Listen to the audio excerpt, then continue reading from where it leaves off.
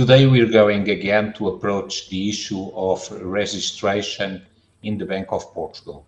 We made one analysis about an introduction, then the bureaucratic issues, and unfortunately, this number 3, which is the final analysis to the registration procedures in the Bank of Portugal, will be again bureaucratic.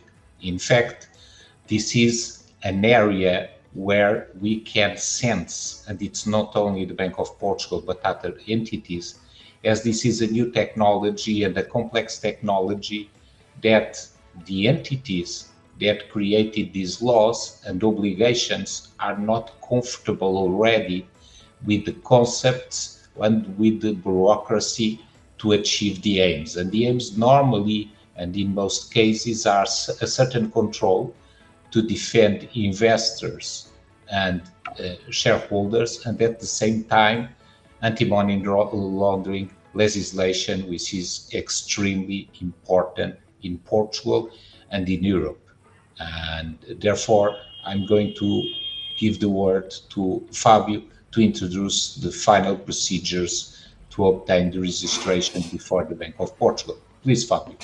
Thank you very much, Tiago. In fact, it is a bureaucratic procedure. It's important to keep in mind the most important topics here.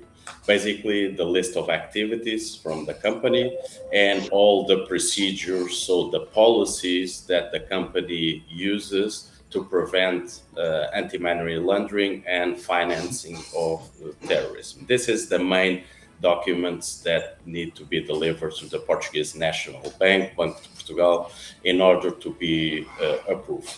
It's really important that each company that intend to be registered at the Bank of Portugal to deliver a clean and clear, specific policy book regarding the procedures, the technical means that they dispose regarding anti-money laundering and financing of terrorism. And of course, they have to deliver the full capability, the full capacity that they have in terms of technology to identify transactions, to identify their clients, to have the Know Your Clients form done by the company. In the end of the day, this is the focus, and it's easy to understand that this is the purpose of the registration within the Bank of Portugal. In fact, the Bank of Portugal is just competent to fiscalize issues related to financing of terrorism and anti-money laundering activities. In fact, the Bank of Portugal requires a lot of documentation, which is mainly bureaucracy. We have done this procedure several times.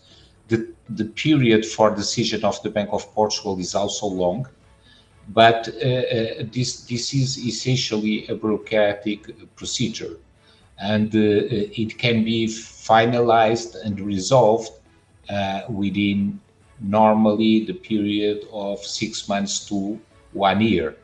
It is extremely important to do it. We repeat it again, because what's being asked by the Bank of Portugal is basically influenced by the EU proposals in terms of requirements. So if you comply here and you need to operate in other jurisdictions, you will have a green card. It will be much easier to approach the other jurisdictions as you have finalized it here. So this is also an important procedure. There is also another issue that we were speaking before coming online with you. Can you address it, please? Yes, actually, and I think we are going to speak about it in the next session of the 5 minutes insight, is regarding one of the conditions or the criteria for a company to be registered at the Portuguese National Bank are actually providing services of custody, transference of crypto assets. And we believe from what is stated at the law, it's not clear actually what are instruments that allow to do custody of crypto assets. And I think this is a very important topic that we will address in the future.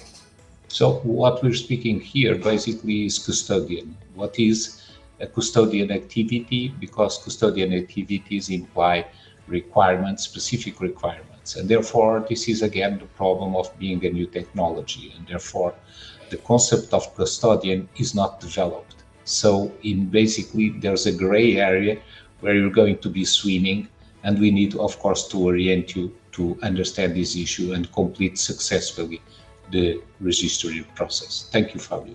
Thank you very much.